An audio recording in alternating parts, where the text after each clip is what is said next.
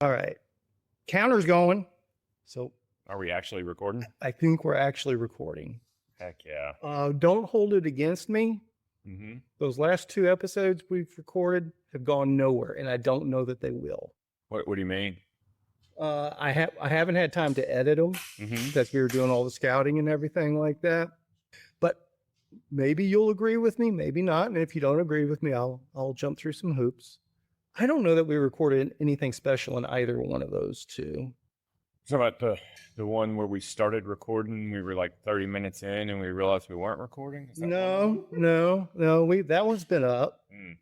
No, it was the last two where there really wasn't any news in the bicycle industry, and we just kind of rehashed what we've already talked about 32s and things like that. I have rumors though.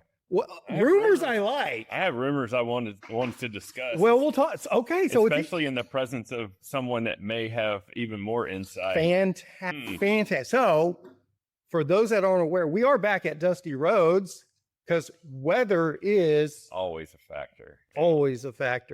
We had a pretty good storm blow through last night. A deluge last night. I don't know when mountain bike trails are going to be ready around here again. Yeah, I don't even know how much rain we got in 24 hours. It was a lot. It was a bunch. Denton Creek was really flowing. My guess is Knob Hills is going under, but I don't know that for sure. This says 3/4 of an inch. No, it was more than that. I think so too. It was at least an inch at his little rain measurement there. Yeah. But hey, we needed it, so I'm not arguing. Everything's wet. Yeah. Don't know where I'm going to ride my bike today. I am back in riding everyday mode. Man, I'm so far off of it right now. We got to get you there. I know. We got to get you there. I'm a little overwhelmed at the moment.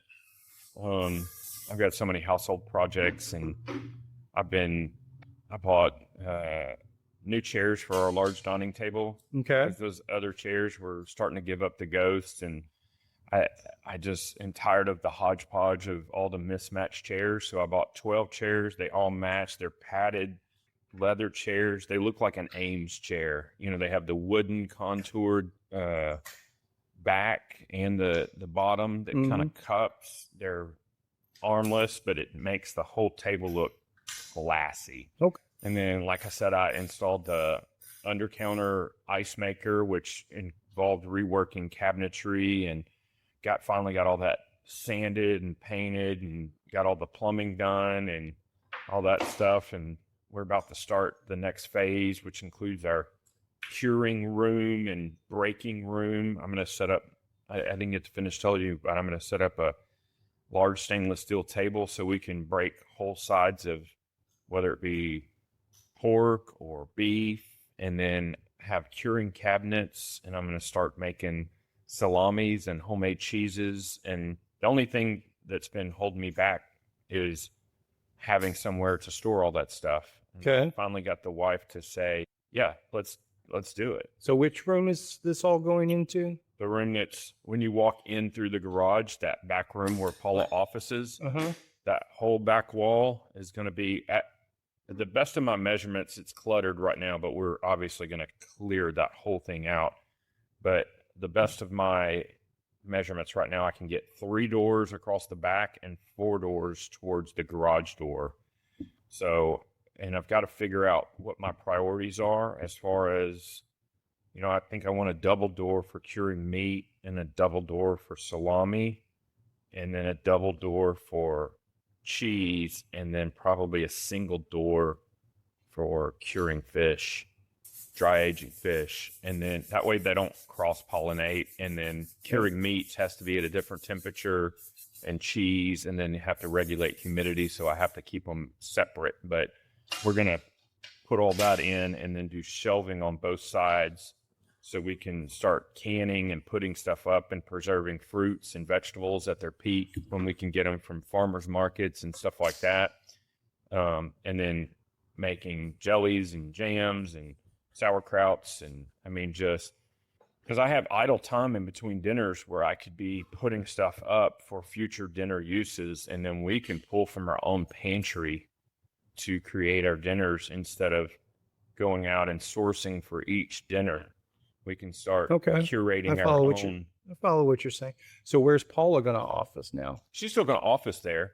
her backdrop on her Teams call will just look like she's sitting in an industrial kitchen. In a commercial kitchen. Yeah.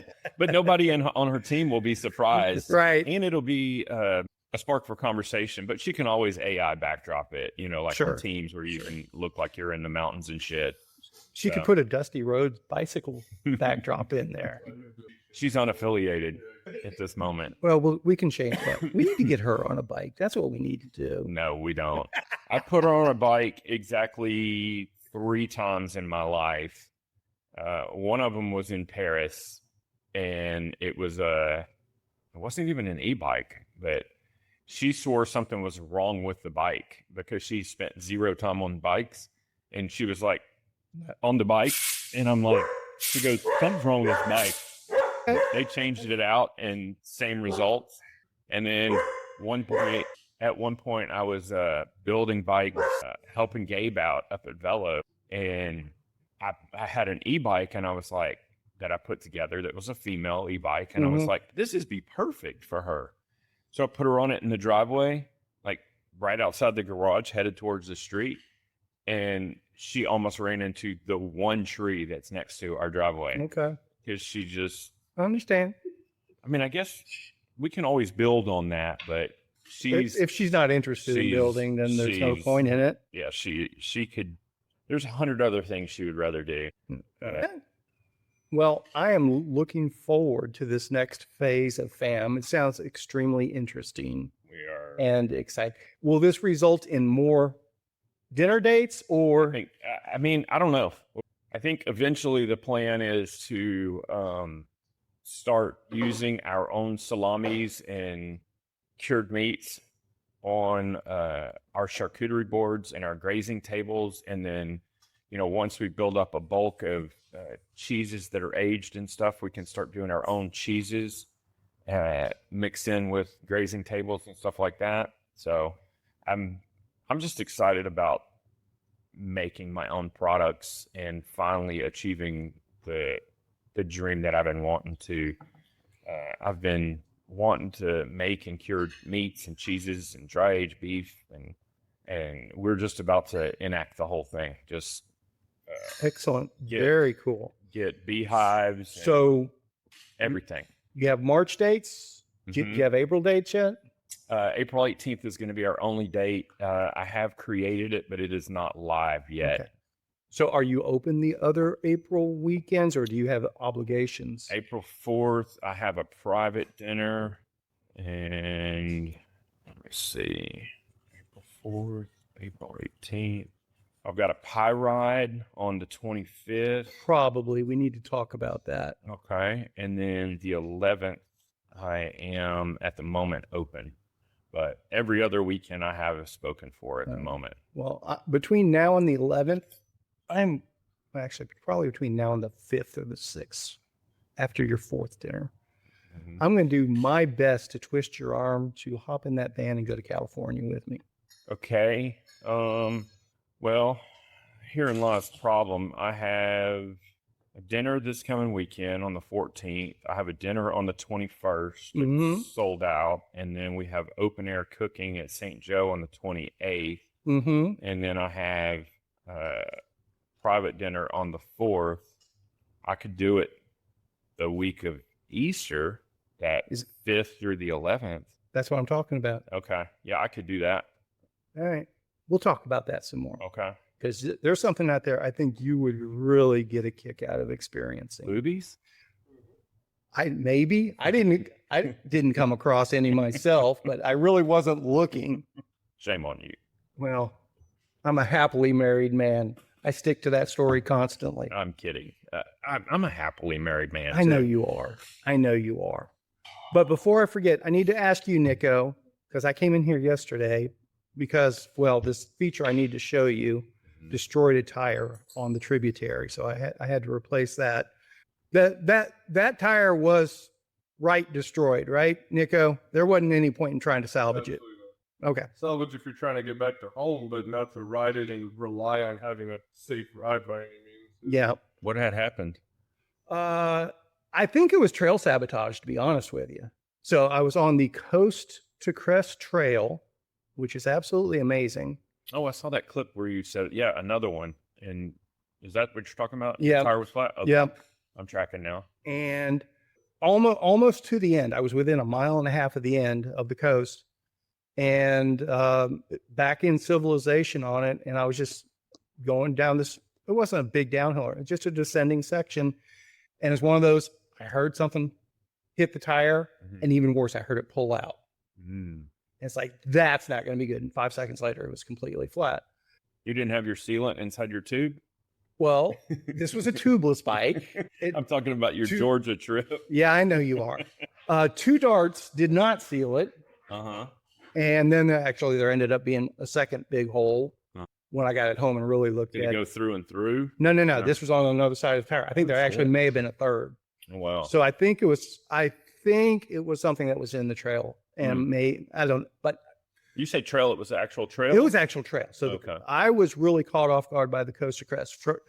What I had seen in the street view when I was scouting that way in the overheads, it looked like it was like Trinity Trails in Fort Worth, where it was like a path. Yeah, gravel pathway for like 30 miles. It's like, oh, this will be a great way to finish. Yeah. It was actually most of it was single track. Yeah.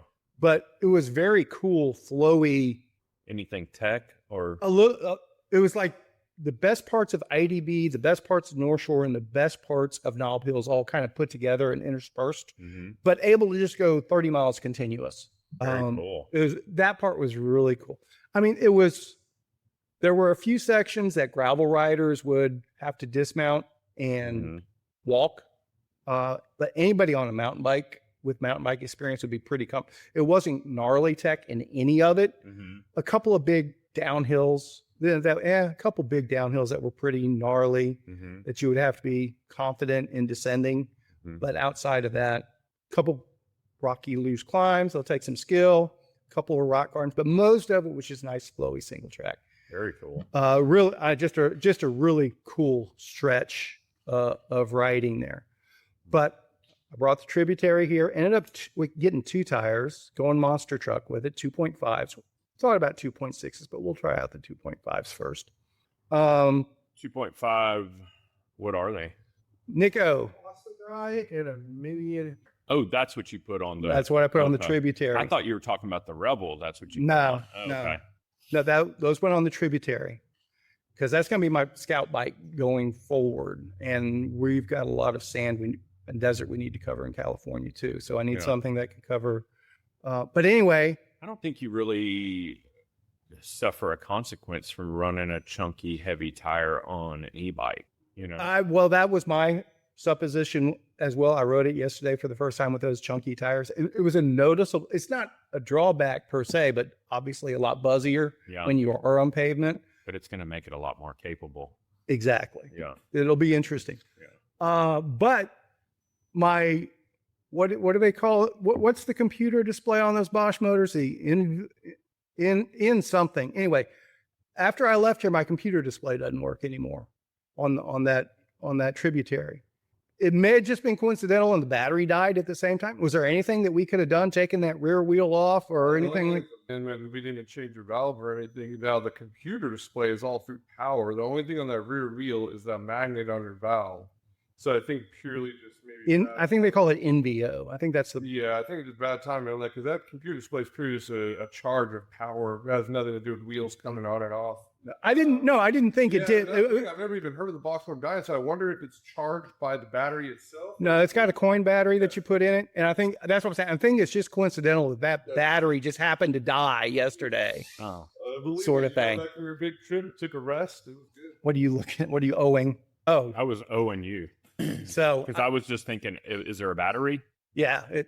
Did we check the fuse? You know. Have you checked the fuses? Did you turn it on and off? I was going to say that too. It didn't work for 3 attempts this morning when I did. Multiple times. Like I said, I think it was just coincidence. I've got, and of course, I ordered some from Amazon last night. They'll be at my house today. Yeah, it's all right. I'll play with it.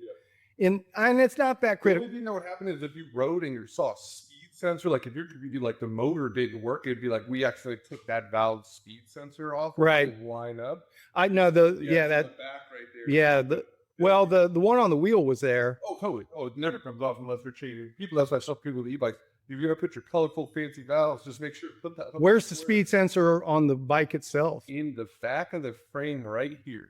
But inside the bike. Okay, so I wouldn't. There's nothing to see. Built onto the Bosch drive unit. That's what I assumed. That's what I Yeah, assumed. they came out with that style like actually a couple of years ago on the mountain bikes because they needed it was on a Yeti. They needed to hide it inside, and then they did the wheel sensor. And now that any of the Bosch ones that have that, the sensor is inside. Is it possible that the different tire size threw off a calibration or anything like that? I wouldn't think that big because it was 0.2. Yeah, I'm about to say it wasn't that huge. Yeah. It wasn't. We like accidentally put a different wheel made. Like could have been like jolted it on or off, you know. But I think between the 0.2. I wouldn't think. Yeah. Again, I'll swap the battery out and we'll see what happens. So tributary, big chunkier tires, so we can roll across the desert.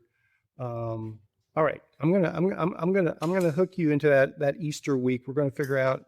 We'll hop in the van and tag team it to California. One sleeps, one drives, sort of thing. Oh, dude, I'm a driver from way back. Okay, and we'll explore the desert and figure out a good finishing spot with cool food and drink, sort of thing. Very cool. But yeah, Coast-to-Crest Trail. I really want to hear your input on that. I thought it was phenomenal. Maybe it was because I was just expecting a gravel pathway, but just 30 miles of continuous single track point to What are point. you calling it? The Coast-to-Crest Trail. Crest. Sorry, I still type like That's that. all right. Fourth grader. I think it's actually a bunch of different trails that are kind of strung together. And, but basically it was continuous from Ramona almost to San Diego. I did have one. How do you say this? San Diego? Yeah, that's it. San Dieguito. Dieguito. That most of it was that trail, or at least it was labeled as such. But it all falls under this Coast-to-Crest umbrella. There was one section of paved roads, maybe 3 miles, that it's supposed to. They have plans for it all to be connected with the single track as well, but it's, all their stuff says we expect this to change in 2018. So all of their updates to the trail are out of date on the main page, sort of. So it's really hard to know exactly what's going on there. But I think I want to end up at a different place than I was planning originally anyway. So we'll do some exploring. And anybody that might be listening to this, if you're really super familiar with the Coast-to-Crest Trail, shiftlesslive@gmail.com. Fill me in. I want to find the stuff on my own. Don't get me wrong, but if I can get some practical, advice as to, well, don't follow this section of the trail or whatever. So e-bike is perfectly legal on that trail? I only saw one sign that might have indicated my class 3 may not have been for a short stretch. Well, class 3, yeah. Speaking of which, I've heard all kinds of rumors around, speaking of class 3, Amflow. Yeah. The DJI one, right? From what I understand, that DJI motor in, I guess it would be 2027, is no longer going to be exclusive to Amflow. Yeah. And the rumor is it's going to start showing its face on pivot bikes. And DJI at Taipei is going to debut a newer version that brings it up to, what is it, DJI currently, 1,000? Watt torque, 850 watts, 1,000 watt torque. Yeah, basically. And the Levo, they got the 1,100 torque, but yeah, it's 850 nominal watts, which is like the highest, like running time. Well, from what I understand, it's going to go to 1,000 watts, and it's going to be 1,200 in torque pounds. But that's in the boost mode. So, I mean, you're about to see. I have super high expectations for Taipei Bike Show this year, because that's where obviously a lot of the motors come out of that region. Yep. And we're about to see e-bikes go to the next level. And when I say that, I mean more power, and then better batteries and more modular battery systems. I think like the range that you love about your tributary, we're about to see that and maybe even better in what I would consider a legitimate mountain bike, something that you could get on something like you're talking about the Coast-to-Crest Trail. You could get something, depending on the climbing and how technical it is, and obviously what mode you're running in. But I think you're going to start seeing 75 to 100 miles out of bikes like that. And I think that's coming this coming year. That's going to be released at the Taipei Bike Show. Hopefully, I say that hopefully. I don't know. Nico's probably a better gauge of this than we are. How much demand is there, Nico, for e-bikes, powerful e-bikes that can go 75 to 100 miles? 100%. Yeah, That's the big thing. Is like the lightweight e-bike is basically fading out. So every brand is going bigger and bigger. But is that what the customers are looking for, though? Yeah, because when you get on the experience of riding your e-bike and start doing these adventures, and you get bumped out at 60 miles, you're like, why don't I just buy this 10,000? So no, it's the drive of adventuring. And going out. A lot of people that get on an e-bike learn that saving an extra pound to have half a battery capacity is not worth it. They want the battery capacity, right? Right. All the lightweight e-bikes brands were running battery extenders. Yes. It's cool show that people were like, I need more battery. Yeah. Well, and like here's an example right here. Shannon just got back. They went up to Mina and did an e-bike trip. They staged out of Highway 27 Fishing Village, and they rode to the lake and back, which is, I want to say it's right at 50 miles. And Shannon had to, now he's on a Pivot, not the LT, not the Shuttle. He was on a Pivot. Yeah. I don't know which model it is, and he carried 2 range extenders, and he had to use almost every bit of what he carried to make it to the lake and back. So there's your use case right there. Like, I know there's a use case for it. I just don't know how. I mean, obviously that was my big driver. It's like, I'm not going e-bike till I can go 75 miles. Yeah. Ideally 100. I think that's going to be, I think like Nico's saying, I think you're going to see a smaller fraction of racy e-bikes that are light that have like, call it a 40-mile range. And then you're going to have a big faction of still boutique builds that are on the lighter side, but not that ultra light Levo style that are 75, 100 mile range, like realistically, not just in perfect, right? In a vacuum.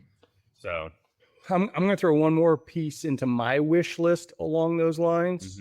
Because it's in my mind, it's a shortcoming of the tributary. And modular batteries too. That's where I was going. Not built-in batteries, swappable batteries. That's a huge thing because I can go. It's let's throw the Tuba Trail into it. Let's say I wanted to e-bike the Tuba Trail or the Rat or something like that. And you had a support van. Without a support van, let's say. And that's what I'm saying. That's why with a support van, I could get by at 75 to 100 with miles. a swappable battery. No, that's what I'm saying. Even without the swap, because I could recharge overnight. Well, I'm saying if you're just wanting to endurance it. And that's what I'm saying. If I had a range between 2, because with the e-bike, obviously you can carry a second big battery with you on the e-bike. Yeah.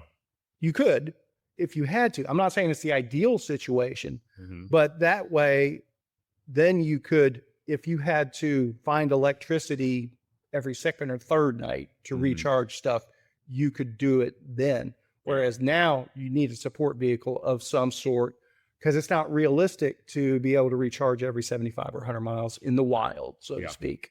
I guess is what I'm getting at. And not carry a generator with you. Possibly. Actually, this thing, I'm not carrying this on an e-bike. But it recharges the e-bike really quickly. Huh. So like when you say really quickly, how long? 3 hours. 3 hours. That's not bad. So, and how many charges do you think you can get out of that? I haven't tried that. I would say 2. Yeah. Possibly 3. 2 plus, let's call it that. That's cool. And just for my edification, is this something that you can charge this while you're driving the van? Yes. Okay. The way I have it set up now. Yeah. So feasibly, if you had a support vehicle and you had something like that, and you wanted to just go until you couldn't go, So this is you could be charging. This is the perfect base packing scenario. Yeah. This whole base packing thing that I'm wanting to encourage, and it's along those lines. It's like, how realistic is it for the masses to be able to go 4,000 miles by themselves on the tube trail? Not realistic. How realistic is it for 20 or 30 people a month to do sections of the tuba trail with a support vehicle or something like that? I think that's a more realistic scenario. Or yo-yo It or whatever. And that's the ideal for the tuba trail, is once we get it finalized, then I reach out to different communities or things like 4R along the route and say, okay, I have people that are going to be doing this route. Can you make electric hookups available to them if they overnight there, sort of, and then just start working on those logistics for people to do stuff. You going to get Elon involved? Probably not. No. I don't think I'm cool enough for Elon. Or weird enough. Some would argue with you on that one. Some might argue with you on that one. So the other rumor mill that I've been hearing, and I've had this confirmed by multiple sources, and I'm just going to go ahead and say it. So my beloved Fargo is getting reworked this year. It's going to get announced. I'm hearing maybe second quarter, or we in second quarter? No, we are in first quarter. Okay, maybe second quarter or third quarter to be released next year, and it's going to be a 32-inch, and it's going to be in a special flavor of titanium. Yes. So you heard that than my source. I have confirmed that through multiple sources. 32-inch. Confirm or deny? To be honest, you guys know a lot more with Fargo. I know other things. I have not had any inside of any Fargo. So. What are you hearing about 32s? You don't have to give up any sources or something. I mean, 32s already out. Yeah, but as far as bike models with them. I can buy 32 tires right now. So tires are produced throughout. Yeah, but as far as frame manufacturers. I've only seen the ones popping up on the internet, like, some of these newer brands, but as you have a whole year to advance your pro, see it next year. Yeah. I mean, I don't know. A lot of brands are dropping bikes already this year through the next year. I swear I have not seen it there. When is Sea Otter? Sea Otter's in April? April. I think we're going to the week after we're there. I can leave you there and you can fly back. No, actually, it's the 18th. It's that same weekend. I've got a dinner. I'm pretty sure that's the date. Yeah, because we have Hell of North Texas that weekend. Yeah. If it would. Yeah, I would be going to Sea Otter this year if I could. Man, that said, and okay, so this is part of what's disappeared in those two episodes I have, because we had conjectured some about when 32 is going to be. We talked about it previously, but we've rehashed it. Sea Otter was what we were thinking was going to be when 32 was introduced to the masses from a big builder. And we were leaning on Specialized for the most part. Again, talking at the World Cup or high-end racer level sort of thing. I'm stepping back from that projection myself. Okay. I think there will be 32-inch stuff at Sea Otter. I don't dispute that. There's no doubt about that. I think you're going to see new tires, new wheels. I don't know that the big unveiling at the competitive levels, either mountain bike or gravel, will be there. Maybe, maybe not. I don't think so. I think, and it may tie into your Fargo tie. You see what I did there? I think the unveiling, so to speak, is going to be actually Tour Divide. I think there's going to be at least a prototype or two or three. I think it's a perfect Tour Divide machine. Then that's my point. Yeah. 32-inch as is makes sense as a Tour Divide type, as a tuba type rig. Yeah. It really makes a lot of sense there. And what kind of swayed me on that was Guitar Ted had an interview with the guy from Singular, and they're putting out their 32-inch bike this year, sort of thing. And a lot of the points he talked about were very similar to the things we had spoken of before. It's still not a mass appeal. Even the guys that are making the frames now, it's not a mass appeal wheel size. It's taller, 5'10" and up.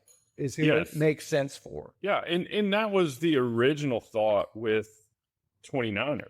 But the thing that I'm sitting here thinking, But at the tour divide level, that equalizes it where the 32-inch and the rollover does make sense for somebody that's 5'6" or 5'7" as well. And just going for a if you super can make the geometry work. if you're going for a super long day on the bike, covering a lot of ground, Yeah. a lot of uneven ground. But I'm starting to think too, like I think another thing you're going to see at Sea Otter is, correct me if I'm wrong, but Nico, you can't true a 32-inch wheel in that truing stand, right? I think that would have after the tire off. Yeah. I think we're going to see a lot of support devices for 32 inches, truing stands. That I makes think sense. DT Swiss is going to be touting 32-inch spokes. Right now. I think my feedback one would do it though, because it's the If single you arm. don't have extension. That's not one. If you had the tire off, it probably did because there's like this little arm with here. Yeah, because when we went, and maybe Park just reveals, an adapter that bolts into those bolt holes on the side to extend it. But, that was one of the biggest deals when we went from 26 to 29 is most truing stands would only do 700C. So if you were doing a 29er back then, when they first came out, you had to take the tire off to true them. And so that was a pain in the ass. And then we all moved past that, but now 32 comes and, just that little faction right there makes it difficult for a bike shop to service a 32. And we're going to have that kind of infrastructure in order for that to happen. All sorts of infrastructure Mhm. around it, and it's going to take a couple years for those pieces to roll in. Yeah. And that's why I think something super specialized like tour divide rigs Mhm. will be the starting. Be honest with you though, what I would love to see, I think another fantastic starter platform for 32 would be Surly coming back with the 1x1 single speed dedicated in a 32. Mm. That would be cool. I would buy one of those in a friggin' heartbeat. Yeah. Give me a $1,200, $1,400 pre-built single speed on 32 from Well, Surly. We still don't know what the Sorceress is going to be, which is going to be That's the K-Monkey. that's the Karate Monkey replacement. And what was it? Krampus? Krampus is staying. Oh, Krampus Krampus. went Oh, okay, anywhere. I thought you said they were both gone. I had heard that, but I have since confirmed that the Krampus is not going anywhere. And then if you look at it on paper and you compare geometries and everything, the Krampus and the Karate Monkey are extremely similar, except for the Krampus has... What happened to that sexy Karate Monkey you had Lots in of here things yesterday? going Did it get picked up? Dude, we put a bunch of silver Ritchie parts on it last night. What color was it? It was the fool's gold white, so Oh, all yes. white with the tan. We put tan 2.8 recons on it. Did you take a picture of it? Yes. And then he brought in a bunch of Ritchie silver stuff, and we did some blue bits. And yeah, dude, it's this guy's a car racer. He races Porsche. This was the type of bike he wanted a BMX bike. So it started with the low side. Yeah. But I was like, we got to get you gears. You got to have gears. And right then he here. went to Karate Monkey, and I was like, all right, let's do it. It took us here, dude. Oh, dude. Yeah. So we That took is off the sexy. We took off the 3.0, put 2.8s on there, so faster rolling. Yeah. Took all the silver bits, tubeless setup, and then got it all cleaned up and did stuff. And dude, it was like 18 pounds. He was wheeling on it out there, but I'm yeah. normally not a tan sidewall guy, but that looks that's- great. you know what, man? Again, it's got the brown. It's got the brown. yeah, it came out really good, man. Maxis, and we did blue race face bits. There's a couple other blue bits you can't see, but they're all matching race face. He has the blue valves too, Yeah. so it's kind of a sweet little classic one. Yeah, he has a $200,000 Porsche, and so he designed this off his own. I was like, you got style. But yeah, cool. It was fun. I built it up. It literally is done building it. I was walking out to take a photo, and he rolled up, and it was like the perfect timing reaction. You could see him in his car. He almost kept. I was like, you gotta park.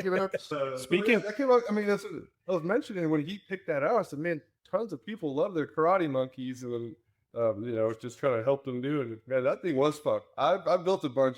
I hopped on that. I was jumping around with those Ritchie bars and everything. That thing was pretty cool. Speaking of Karate Monkeys and blue, you said you found me a Complete complete. list of the last two completes. Yeah. But I have the white completes and the blue completes, but he wanted that blue color. Oh, yes. But I can buy just the frame and fork off of you? Yeah, if we do the whole build, if we could order it in, yeah. I just have to order the whole bike. Yep. Yeah. I'm going to do it. Yeah, I'm excited for this year with Surly. We're happy. Yeah. Surly does badass stuff, man. Yeah, it's cool that our community, like, you know, we didn't have any or 2 people were called to ask for Surly. So if you did that, Yeah, they got that. if you did that, would you replace the K Monkey or the Chumbo with it? Oh, my plan is to, this is going to sound silly, but somebody gave me a really good idea. I am going to warehouse it and for a future build, Yeah. just to lock it in. Yeah. But in the meantime, I cleaned my garage, believe it or not. I don't believe you. You've told me that several times. I cleaned. Well, let me clarify that statement. I did not do it alone. My wife and I cleaned the garage. Okay. But I want to hang this beautiful blue karate monkey frame on my wall. A blue, which is tealish, right? Yes. So I want to hang it on the wall, but earmarked for a future build. Okay. So I get that. Like a bike shop. So all of the coolest shit that you'll piece along the way to yeah, it'll bolt be onto it. it'll be a kind of collection of parts that I accumulate over time. But I want to, as of right now, I'm thinking build it up as a geared, obviously front suspension bike packing rig. And I may, want to hear something crazy? I'm all ears. I may even put a dropper on it. So it's crazy talk. Make sure that audio. Doesn't it come with a dropper? I don't know. No. What are you talking about? The Karate Monkey? Monkeys don't come with droppers. No, they don't. Okay. Uh-uh. I thought everything came with There are no frills. Well, it was a big old cassette on it. Yeah. It was a big old cassette on it. Man, I was about to say something and it just fell out of my head, so it must not have been too danged important. I don't know. You say something while I'm trying Dead to air. Dead air. No, Dead well, air. I'm trying to remember what I was about. Segue on your, where was I? Bicycle retailer. Oh, that's where Nope, I was going to no, go. it's my turn. Okay, you go for it. Revel, your Revel bike, right? Yeah, it's sitting right up there Uh-huh. on the back of the van right now. So Revel just announced, where was this? Retail News. Their maybe? new offices, or are you talking something else? Nope, they brought back, well, yeah, they moved locations, but they brought back my boy, Chris Reichel. I just saw this announcement. It just came out on the 5th. Yeah, Revel welcomes Chris Reichel back to the team. You might know him as Dirty Cyclist. But he's coming back to be their global brand strategist. That's it. Yeah. So stoked about him. I'm guessing when they folded the company, obviously he parted ways, and then as they were getting their private equity or whatever resuscitated their company, and once they got all that worked out, they either reached back out to him or he reached back out to them. I don't know. I was under the impression that was a given quite a while ago. Just, all the pieces had to come together on it. But he was part of the founding team of Revel. I think this whole shop at the moment is big Revel fans. Yeah. So I'm excited for anything positive, Yeah. Revel wise. They do kick ass. They really do. Even though there's not going to be a trail rideable, I'm looking forward to riding my El Jefe. This will be actually my first ride with the cut down bars and bar ends on it. So we'll see what that's like. Yeah. Definitely looking forward to that. While we're on bicycle retailer news, the one I saw yesterday that really caught my eye, it was kind of twofold. The first headline, and it's definitely related to the second one. The first headline was that e-bike imports in 2025 for the first time surpassed traditional bike imports, which knee-jerk reaction to that is, e-bikes are exploding. Yeah. But the second headline was bicycle imports overall are at their lowest point in 20 years. Yeah. So for the import market to be crashing that much, it doesn't take much for e-bikes to be at the top of the heap.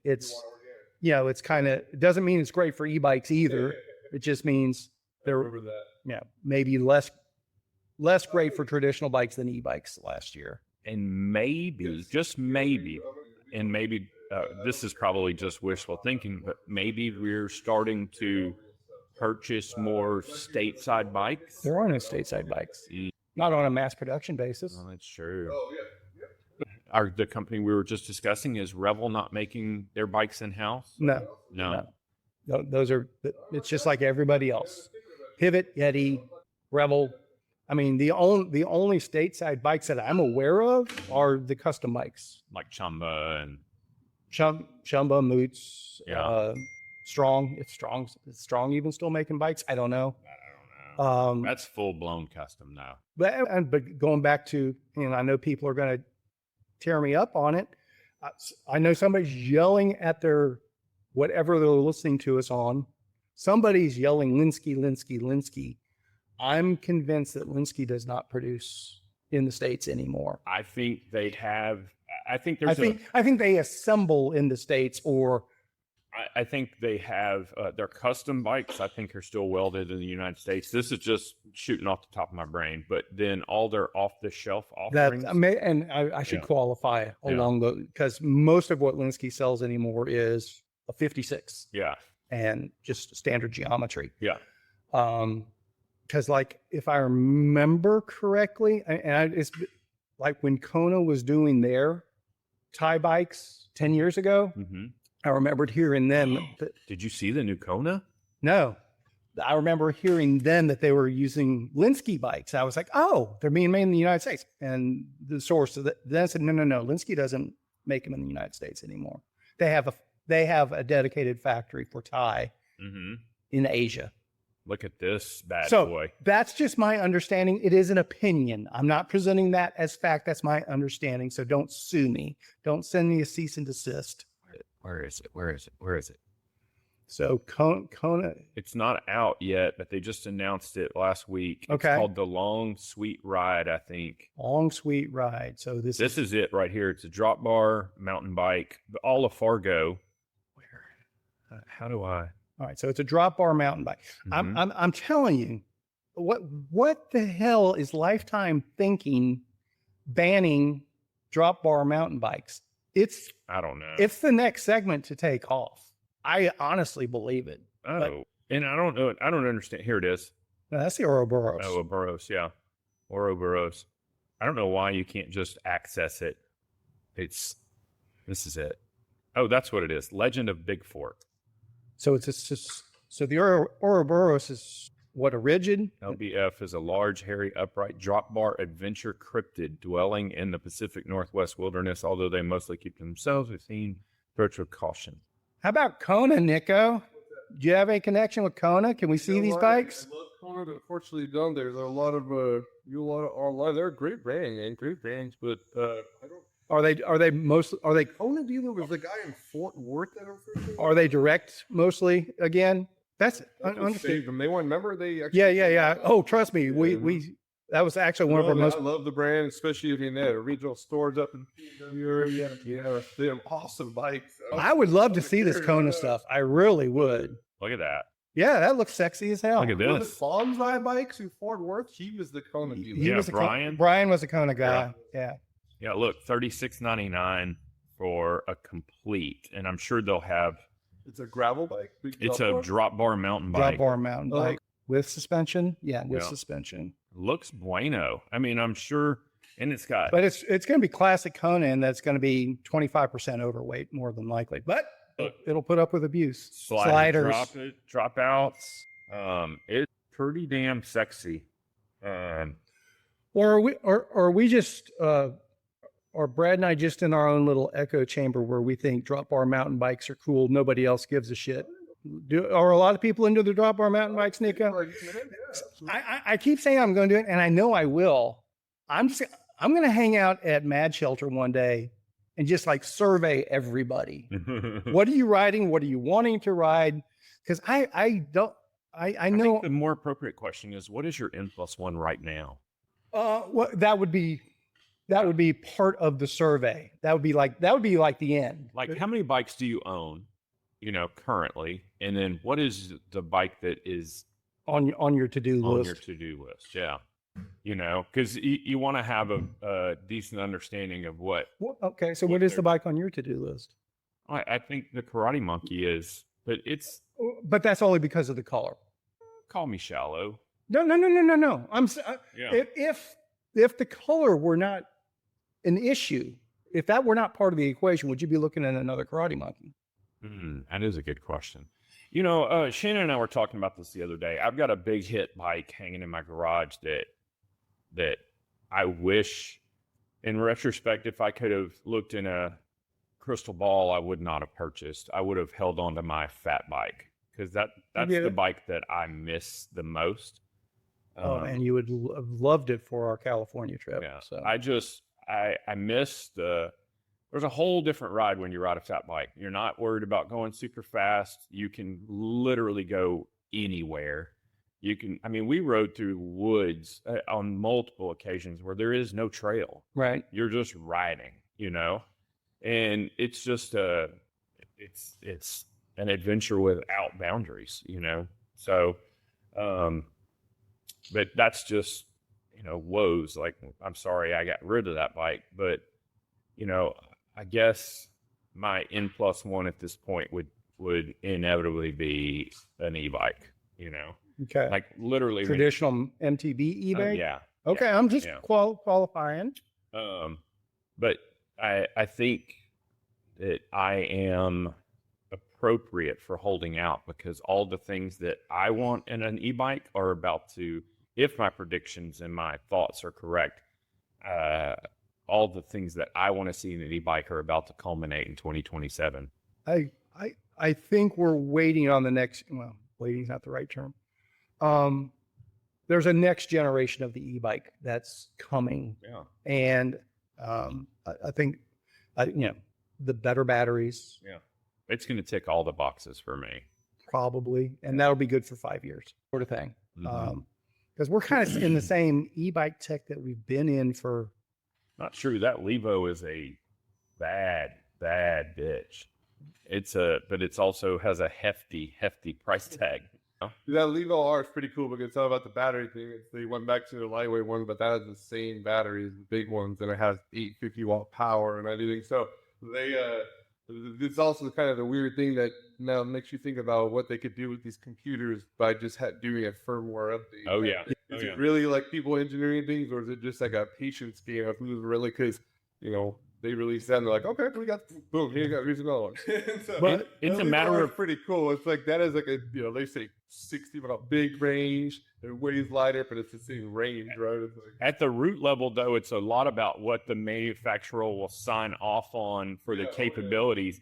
So, like, you could hack a current bike and expand its capabilities and make it push more power and stuff. But if you burn up the battery or the motor, then the manufacturer's not going to warranty it. So really what we're looking for is the manufacturer to go, hey, through further study or through further innovation, we've actually been able to push this even further, and we're unlocking it more.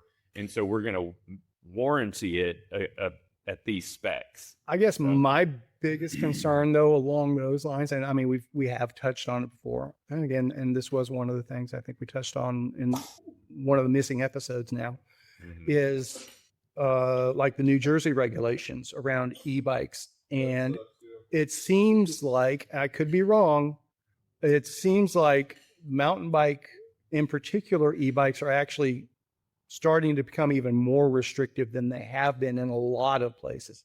And I'm concerned that's going to be the norm. So if we're going to bigger and more powerful e-bikes, but then you have nowhere to ride them, is that counterproductive at that point? I don't know. like those bikes, all these bikes can be set to 20 or 28.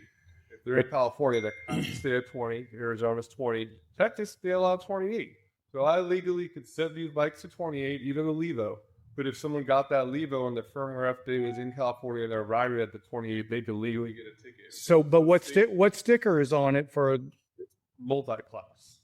Are they labeled as multi-class? Is that how it works? Okay. Customizable now. But my understanding is, and I could be completely ignorant in this, is that if the bike has the capability of 28, you can't, if it's a class 3 capable, even programmable down to 20, down to class 1, you're still not allowed on class 1 trails. That's my understanding. I guess you could get caught. Basically, it's the thing is that if you were caught 28, because these bikes are allowed on them, but if you're caught going 28 on a class 1, then you're not going to win that case.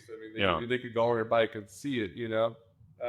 But that was the thing with Burn Peak Express video about the Amflow is it came with class 1 and class 3 stickers. Yep. So the loophole that they were inevitably trying to exploit is you could put a class 1 sticker on there, and then if you get pulled over, I don't even know if that's the right word, but if you ran into a park ranger or something, they would give a cursory glance at your down tube and see class 1, and you would be on the free and clear, which seems kind of, I don't know.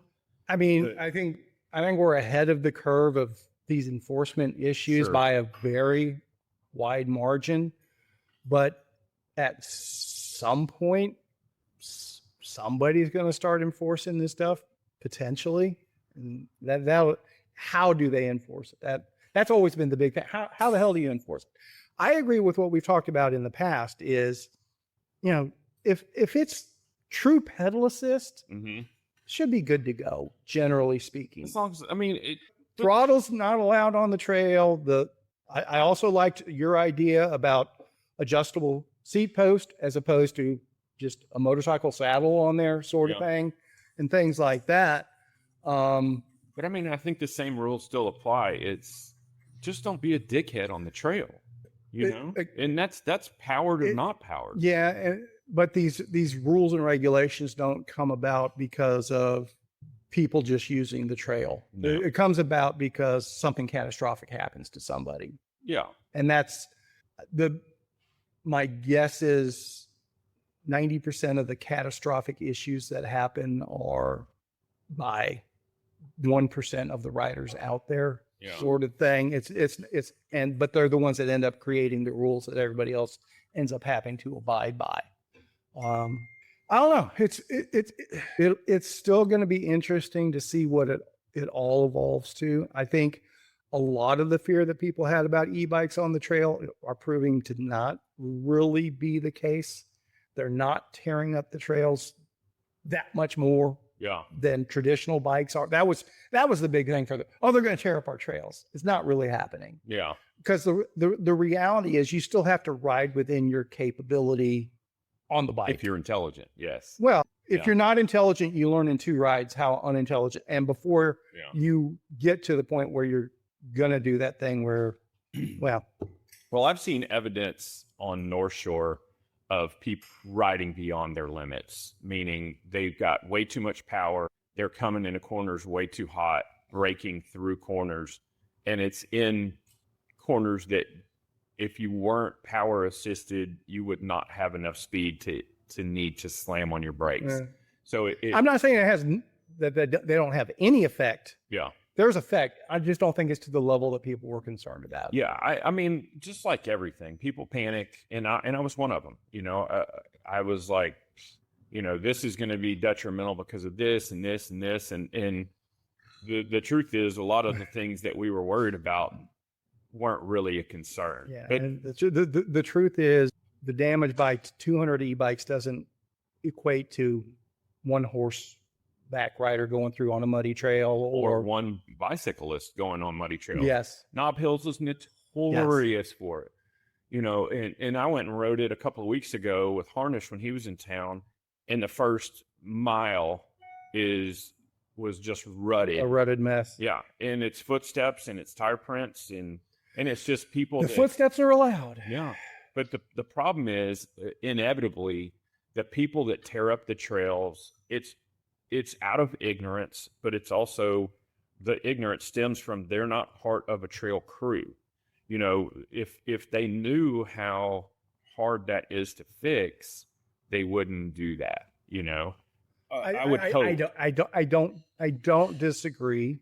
But that's I mean, that's just kind of the nature of our society these days. Everybody Falls under not my problem in most people's category. Everybody's very self-oriented. The community aspect of things is diminished for multiple reasons. And I mean, the main one, because of the internet, you just glom onto people that are very like-minded and get all your majority of your social interaction in that little echo chamber. Yeah. So people aren't put in position to experience different points of view. Like it used to be on the door. We didn't necessarily, we may have been on the old Dorba forum attracted to like-minded people that we had most of our conversations with, but we were exposed to conversations from people with totally different opinions and mindsets. And I think I'm one of those that's where Dirt Dogs evolved from. Yes. Is it?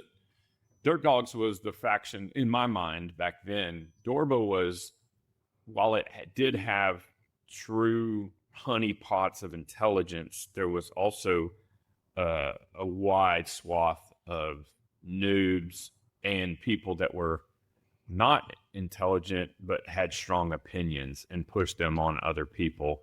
And so there was a lot of misinformation. There was a lot of misinformation, but if you spent enough time on it, you knew whose information you could depend on. And a lot of those people ended up on Dirt Dogs. Right. Yeah. But we were still on Dorba too. And that's where the dog piles would come in, because one of us would state an opinion and one of those less educated people would just bash it to hell and say that's completely wrong. And then all the other dogs, no, that's right. Maybe not in such a nice way, but not that we were always right. I'm not implying that, but it was, I don't know. There was a lot of incorrect opinions given on Dirt Dogs. There's no doubt about that. and intentional misinformation at times. That was my big takeaway from my Dirt Dogs experience, quite frankly, was it was eye-opening to me how many people who I thought were just doing shtick on the forums. Mm-hmm. No, they were that wacky. Oh, yeah. In real life, they were that wacky. It's like, wow. That animal did exist. They did exist. That's not shtick. That's the way he really is. But hey, it's all good. I don't think the bicycle passion in the bicycle industry is dead, but I do think we are in a major evolving phase. And I think the e-bike is a large part of it. Nico and I were talking yesterday, and you were talking about the e-bike guys that are doing their riding every day stuff, 20 miles a day in, day out. And, I think, I'm not saying we have to attract them to what we're doing. We have to acknowledge that's a distinct part of the cycling market right now that we're not as familiar with. And I think if they're riding every day, 20, 25 miles a day, there's a passion there. And they're still getting some impact. There's no doubt. Yeah. There's no doubt they are. And what I've been curious about is, what is the evolution of the e-bike rider? What is their next step after, if they're riding every day, what would they like to be doing with that capability? Further. And maybe it is. Maybe we need those 100-mile batteries. Yeah. Maybe that's the next missing link for all of this. And maybe this is just my mindset that I can't get away from, but I don't foresee a person that entered the bike market in their first venture is an e-bike. I don't see a high percentage of those people migrating from e-bike to analog bike. I agree. I see the other side going. I see people getting an analog bike and then migrating to again, e-bike. let's go to the retail expert here. Nico, do people on e-bikes end up going traditional bike, or do they stay e-bike? Wholly e-bike. It's a one-way street. That's it. No, and that's what I assumed. Once you go you never go back. You never go back. But I do. Is that it's a newer experience. All of us that have been riding bikes for us, not that we lose that thing. So, like, this is cool. It's a new thing. Yeah. It's a whole different experience. You'll go places longer, faster. Yeah. So the e-bike market, what's their biggest complaint or their biggest desire, or what isn't available to them that they would like to? Well, it's two different e-bike markets, and there's the e-bike market of bike enthusiasts that we know with brands that are dropping e-bikes, but then there's the e-cycling market where somebody is cycling for passion and for fun. Yeah, and that's who I'm talking about. Fun or whatnot. They like to know about the batteries, the firmwares, the features on the bike, how comfortable is the adjustabilities. User friendliness for those types of bikes is the success behind the companies. I mean, electric, they just keep getting better and better. Every person that comes in knows that bike like their computer. It's their funnest thing. It has $200 drivetrain parts on it, but those are people that ride 30 to 40 miles a day on pretty trails, whether to be retired or, they're going out because cycling is fun, right? So I try to use more like the word we like bikes and stuff. They chose cycling, right? And they saw like e-bikes as the biggest thing, and that is it's a huge different consumer. That consumer will come in and know exactly what kind of they do. It's just a new kind of like hobby, a new just accessory to their hobby. Where some of us we could dig deep into this whole bike thing. So it's two different consumers, and that's why the brands work differently, but they also complement each other very well, But that's the big thing is that type of market is the newest customer we all know, and those are the ones that are buying bikes more often because it's a newer thing, right? But that's why you have to. A lot of stores that don't want to like hop on the e-bike train. That's totally your choice. But it's if you push away more than 60% of your newer customers that are kind of come to your bike store because they want to go enjoy e-bicycle, you're only doing it to yourself. Right? So these people that get the e-bikes, do they have an idea of how they're going to ride it already? Or once they get the bike, that tells them how they want to enjoy the bike? That customer is, you could say, everything in between, because you have people that buy those e-bikes that put in their RVs and take 100 different places across the country. Or you have that person that buys it to do his his or her everyday single ride. So they hold a wide variety of applicability, right? And not everyone's just taking them to train on them, where we ride mountain bikes to ride trails. To be honest, those bikes can go anywhere and do anything other than technical riding. So the experience that people, it's a wide range of why people buy them, and I really do like to see that. I would say, like, why do you guys want e-bikes? And some people want them for their properties. They have a lake house and they like to ride their bike to the local little market down in there. There's so many things that we get more. The past week I've had 3 people that own ranches come in and say they want e-bikes because they don't want to take their ATVs anymore. You gotta load it up, you gotta do stuff. So this whole other world of people just like simplicity, right? You took the machinery out of a big old thing. And people were like, well, I could go hunt in my own property with a 75-mile range e-bike.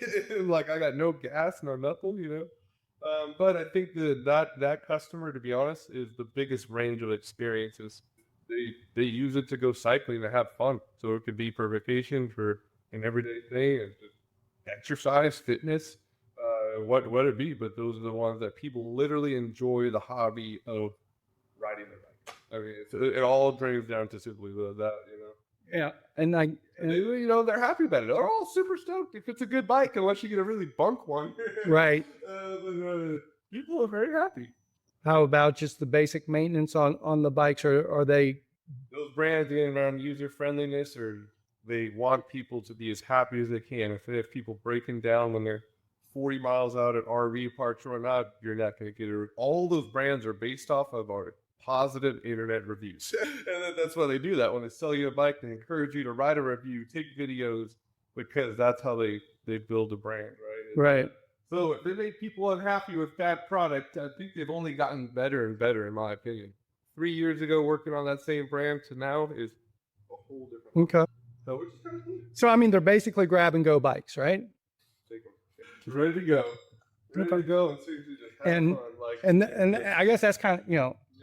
I don't think the e-bike market gets caught up in the detailed nerdery like we do by any stretch of the imagination, except for maybe at the motor and battery level, I guess. Maybe. Well, I mean, the high level obviously does, but Again, I'm talking the majority of the market, which isn't the $8,000 bikes. Probably the majority of the market is $2,000, $3,000 bikes. But I think there's a line in the sand somewhere, and I think you could almost say for the brands that only produce e-bikes that are e-bike exclusive, they're for the most part aimed at non-traditional cyclists. And then you have another faction of bike manufacturers that make analog bikes and e-bikes, and those are generally for more cycle enthusiastic and cycle enthusiasts. And I guess that's what I've been saying since we started this podcast is, and I could be wrong, I don't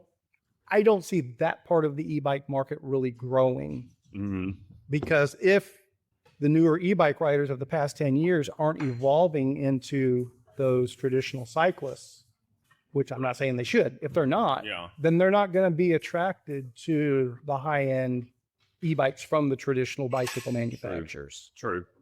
Because they're not caught up in the tradition and the component specifics and things like that. And they don't care about who won Valley of Tears or who didn't win Valley of Tears or the Lifetime Grand Prix or what's going on in whatever sort of thing. So, but I could be wrong. I probably am. There's lots of that going around these days. Actually, speaking of Valley of Tears, unless what I was looking at was incorrect, I was actually somewhat surprised. They only had 17 women in the pro field for Valley of Tears last weekend. I didn't look at all of the results, but it's like, okay, Lauren and Emily finished in the money, and oh, wait a minute, it ends at 17. So, Catherine, forgot her last name all of a sudden. Cat? More? Yeah. She finished. She said first place for her age group. Okay. And second overall, I think. Okay, I was talking the pro elite women. Pro. Well, I thought she was pro. Well, if it was age group, that was probably a different field. So I'm pretty sure Valley of Tears separated pros from the rest of the field, but I could be wrong.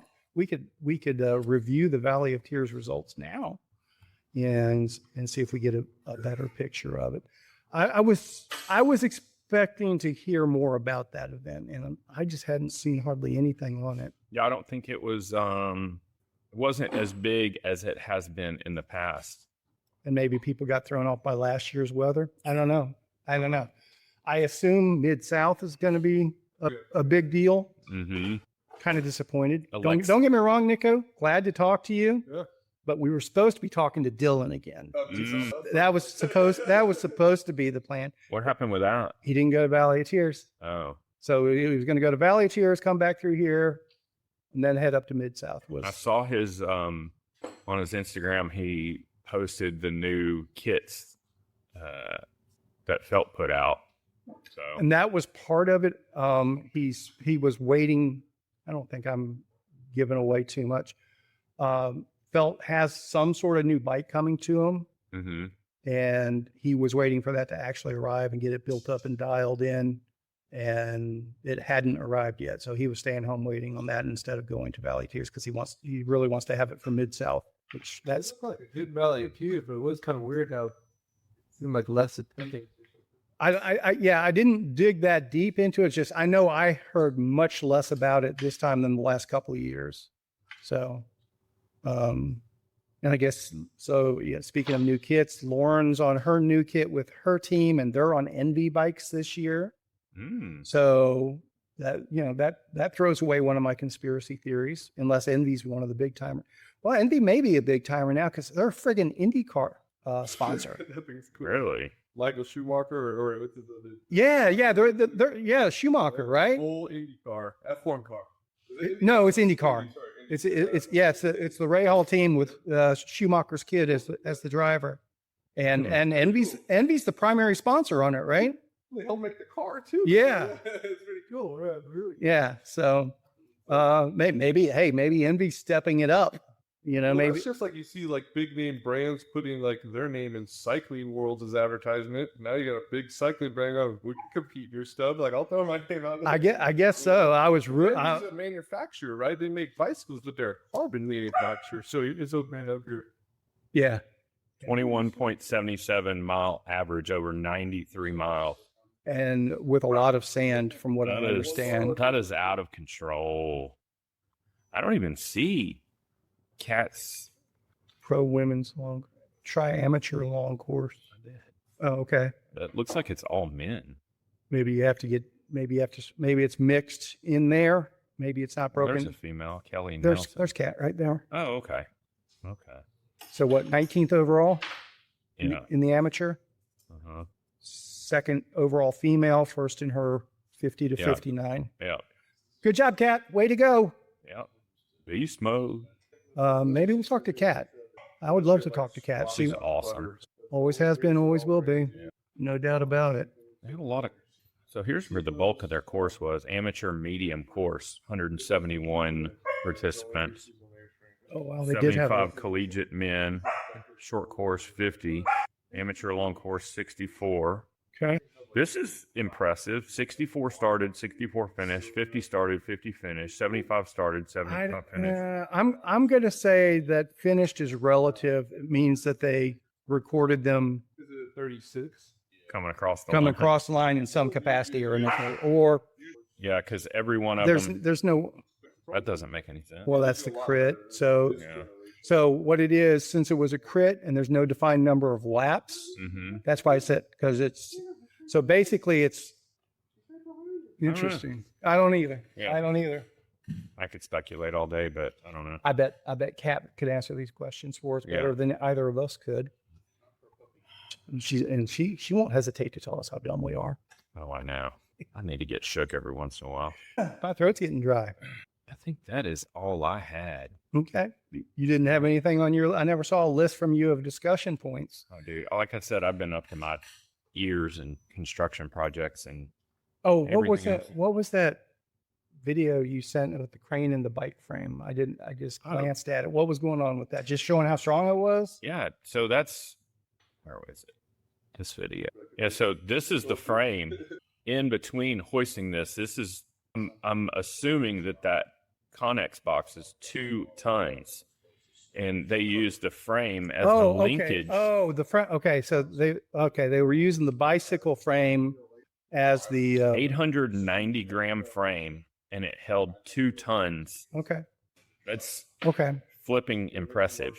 So Well, look at all that reinforcement there. 890 grams? I don't.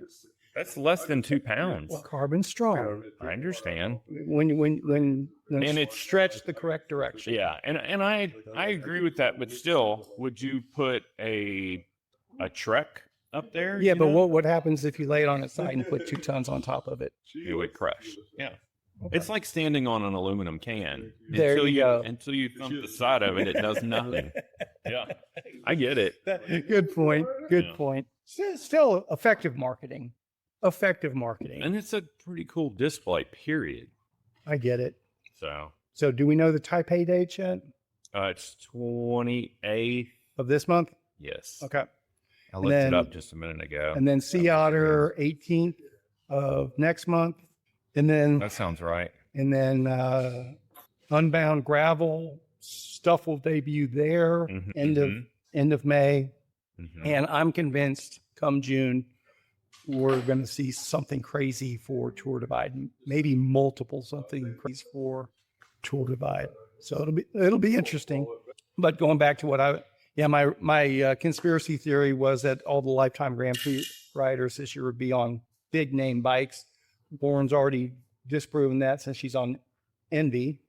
I mean, But like I said, maybe Envy's stepping up to be a big name. yeah. The I wonder if we're gonna see any 32-inch road bikes come through this year or next year. But we'll see. I think we're going to see the special use cases first. Yeah. And then I don't disagree. we'll go from there. But yeah, Nico, if you hear anything about a 32-inch 1x1, just go ahead and get one for me. It's funny that people are talking about the 1x1 because we were about that yesterday. That's possible. That would be the bike that would be awesome for it. I haven't seen that yet. Not yet. One can dream. So what are you doing the rest of the day today, Bradford? Shopping. Okay. So dinner this weekend? Mm-hmm. Are you going to join us at Trinity Trio on Sunday? Is definitely a possibility. In fact, I'm going to go ahead and say yes. What if none of the mountain bike trails are rideable? Would you still join us and make a ramble out of it? I think I might even be more inclined. So Okay. But you're working Sunday, right, Nico? No, we're off Sunday. Okay. We have Sunday and Monday off. Okay. I thought you were just, so you're off Sunday. Can I twist your arm to come join us in Fort Worth on Sunday morning? Trying to get the few of the people to go out there because I think a lot of the friends have Sunday off. So yeah, let me know. That would be awesome. That's why we put it on Sunday. We were hoping to get some bike shop folks out there. A couple of my friends that have done the Superman, the ones Yep. out there, I told them about that. They're like, "Oh yeah, I've done that before." I'm like, "Okay." All right. So We may just go ahead and open it up to the masses too. I'll throw it out. I told a couple people, don't worry. I told a couple people. Hey, Margaret, how you doing? Oh, Excellent. So you're a Nico fan too, huh? Yes. Margaret's always hanging out. Who isn't a Nico fan, right? We like her. You love Margaret. She's awesome. She signed up for Trinity Trio. You're going to be there Sunday, right? I'm going to try to. Okay. Hopefully. I really want to do that. That's my fun.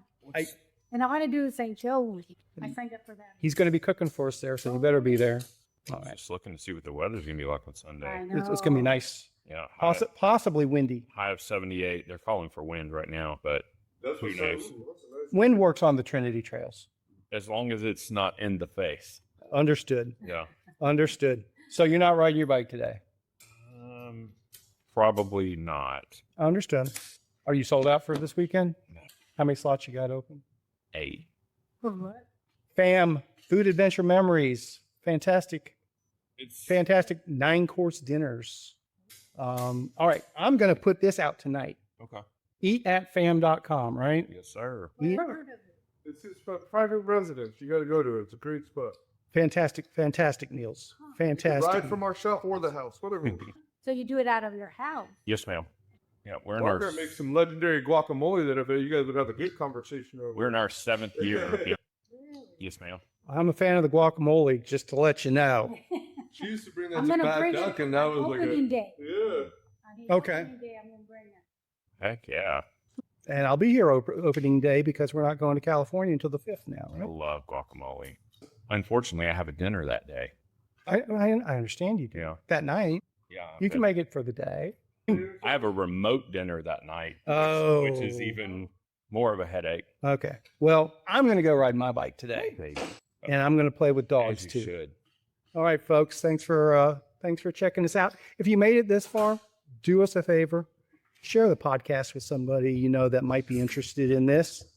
Shiftless.org, I think we'll get them to. But just look us up on all the major podcasting networks. Shiftless, simply bicycles.